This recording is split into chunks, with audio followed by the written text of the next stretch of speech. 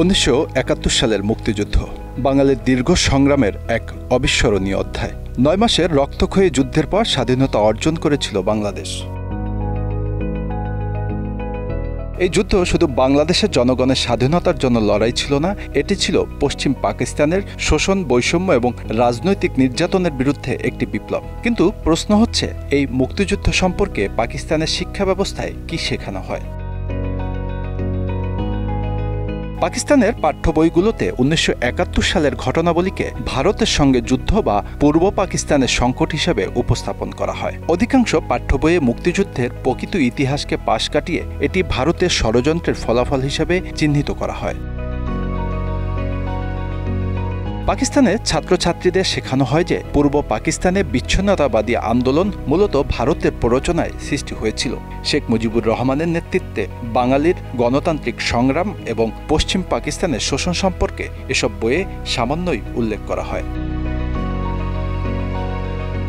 1971 সালের পাকিস্তানি সামরিক বাহিনীর গণহত্যা, ধর্ষণ এবং নির্যাতন, যা আন্তর্জাতিকভাবে স্বীকৃত এক ভয়াবহ মানবিক বিপর্যয়, এসব বিষয়ে পাকিস্তানি পাঠ্য বইয়ে পুরোপুরি এড়িয়ে যাওয়া হয়।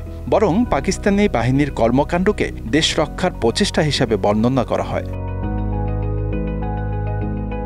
পাঠ্য বইগুলোতে এসব ঘটনা নিয়ে সামান্যই আলোচনা করা হয় এবং পাকিস্তানি ছাত্রদের কাছে এমন ধারণা দেওয়া হয় যে যুদ্ধটা ছিল পাকিস্তানের আঞ্চলিক অখণ্ডতা রক্ষা করা। তবে সবচেয়ে উল্লেখযোগ্য বিষয় হল, পাকিস্তানি পাঠ্য বইয়ে বাংলাদেশের স্বাধীনতার কারণ হিসেবে বাঙালিদের রাজনৈতিক ও অর্থনৈতিক বঞ্চনার কথা উল্লেখ করা হয় না।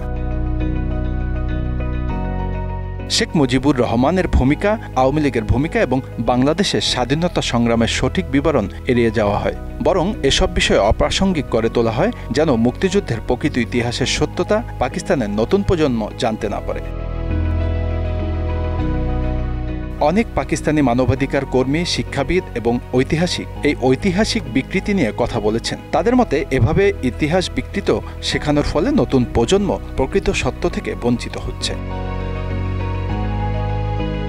তারা বিশ্বাস করেন, মুক্তিযুদ্ধের ইতিহাসের সঠিক উপস্থাপনা পাকিস্তানের জন্যও জরুরি, কারণ এটি শুধুমাত্র বাংলাদেশের ইতিহাস নয়, এটি পাকিস্তানের ইতিহাসেরও একটি গুরুত্বপূর্ণ অধ্যায়। এমনকি পাকিস্তানে অনেকেই মনে করেন যে যদি এই যুদ্ধের ইতিহাস সত্যিকার অর্থে উপস্থাপন করা হতো, তবে দুই দেশের সম্পর্ক আরও ভালো হতে পারত। ভুল ইতিহাস থেকে মুক্তি পাওয়ার মাধ্যমে পাকিস্তান তার জনগণকে ইতিহাসের সঠিক শিক্ষা দিতে পারত, যা ভবিষ্যতে স্থিতিশীল ও সমৃদ্ধ সমাজ গঠনে সাহায্য করত। সম্প্রতি পাকিস্তানের নতুন প্রজন্ম দেশটির সরকার বিরোধী আন্দোলনের সময় বাংলাদেশের পতাকা উড়ায় এবং স্লোগান দেয়। এছাড়া বাংলাদেশের নতুন যে অন্তর্বর্তীকালীন সরকার গঠন হয়েছে, তার সাথে সম্পর্ক উন্নয়নের চেষ্টাও করছে দেশটি। রাজনৈতিক বিশ্লেষকরা মনে করেন, বাংলাদেশের সামনে এখন যে সময় অতিবাহিত হচ্ছে, সেক্ষেত্রে পাকিস্তান সরকারকে ইতিহাস বিকৃতির বিষয়ে কড়া প্রতিবাদ জানাতে পারে Bangladesh. Bangla affairs news desk.